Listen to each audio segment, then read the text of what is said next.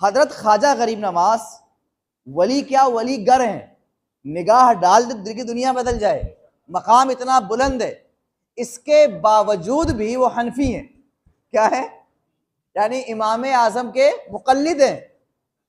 तो समझे आप कितनी बड़ी बात हो गई है।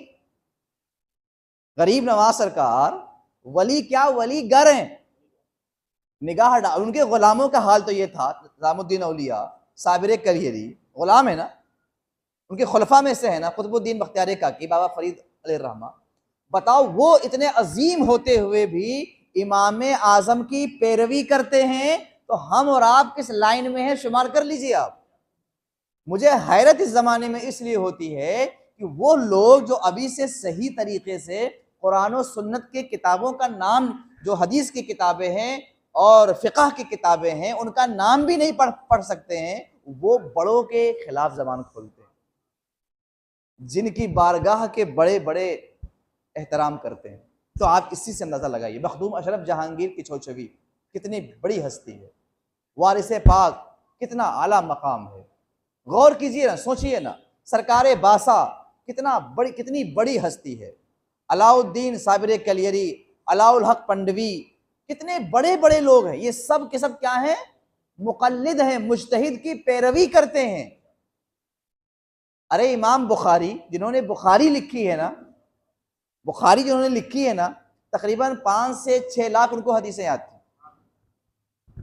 और जब बुखारी लिखी है ना, बुखारी शरीफ हदीस को नोट किया है ना, तो ऐसे नहीं कि आप बस उठे और उठ कर शुरू कर दिया। एक हदीस लिखने के लिए आबे जमजम से गुस्ल करते थे वो, और 2 रकात नमाज नफल पढ़ते थे, और उसके बाद एक हदीस लिखते, फिर आबे जमजम से गुस्ल करते, 2 रकात नमाज नफल पढ़ते, फिर एक हदीस लिखते।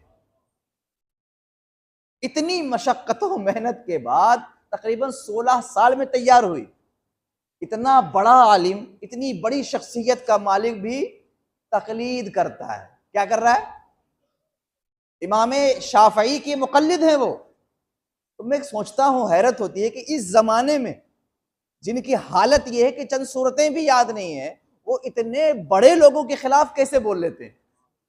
बस मैं यही सोचता हूँ, आप भी गौर करा करें कि इमाम बुखारी, इमाम मुस्लिम, इमाम जिन्होंने किताबें हदीस की लिखी, वो भी तकलीद करते हैं। बड़े बड़े औलिया अल्लाह, बड़े बड़े बुजुर्गान दीन, गैसु दराज, बंदा नवाज, नसीरुद्दीन चिरागे दहली, मुजद्दिद अल्फे सानी, ये सारे हजरात मुकल्लिद हैं, तकलीद करते हैं। तो अब हम इतने लोग बैठे हुए हैं, हम और आप सोचें कि हम किस लाइन में हैं।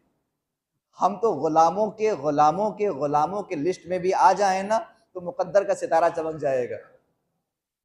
मगर ए अजीज, इसीलिए आपसे अर्ज करूंगा, इल्म बहुत बड़ी चीज का नाम है, बस इतना जान लो कि अदब, किसी भी मुकद्दस बारगाह की बेअदबी मत करना, वरना अल्लाह इल्म और नूर छीन लेगा। और जब वो छीन लेगा तो आप बारगाहों के गुस्ताखों बेअदब हो जाओगे। जिनके जरिए से इस्लाम पहुंचा, उनके खिलाफ न बोलना, न सुनना, न बोलने वालों के साथ कभी बैठना, क्योंकि हमारा दीन उन्हीं के जरिए से पहुंचा है। वो हमसे 1000 गुना बेहतर थे कि नहीं थे? यही रमजान का महीना है, 62 मरतबा इमाम आजम अबू हनीफा कुरान पढ़ते थे। कितने मरतबा जी? नमाज में।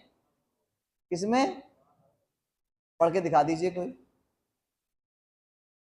6000 मरतबा कुरान वह उस जगह पढ़ी जहां उनका इंतकाल हुआ है। 6000 मरतबा कुरान उस जगह जहां उनका इंतकाल हुआ है। कोई लेके आओ उस मुकाबले में। रोजाना तकरीबन 1000 रकत कमोबेश, वल्लाहु आलम में 300 रकत रोजाना नफल की नमाज अदा करते थे।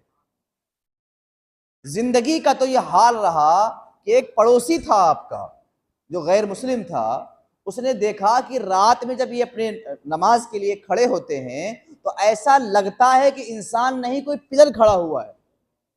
पूरी रात इस तरह जिक्र इलाही में खड़े रहते। कोई इस तरह पारसा लेकर तो आओ। तो मेरे प्यारे, इमाम आज़म अबू हनीफा की हम लोग तकलीद करते हैं, हम लोग उनके मुक़ल्लिद हैं। और हम क्या, हमारी हैसियत क्या, हम किस दर्जे के हैं? बड़े बड़े अकाबिर उलमा, सूफिया, मशाइख, बुजुर्गान दीन, जिन्होंने अपनी निगाहों से मिट्टी पर निगाह डाली तो वो सोना बन गया। शाह अबू अली कलंदर ने सिर्फ कुल हुवल्लाह पढ़ करके अंडे पे दम किया था तो वो सोना बन गया था। ऐसे लोग भी मुकल्लिद हैं, क्या है, तकलीद करते हैं। फिर हमारी हैसियत क्या होगी और आपकी क्या होगी। बस यही बात अर्ज करनी है कि अल्लाह हमारे और आपके ईमान और अकीदे को बचाए। दुरूद पाक पढ़ लीजिए।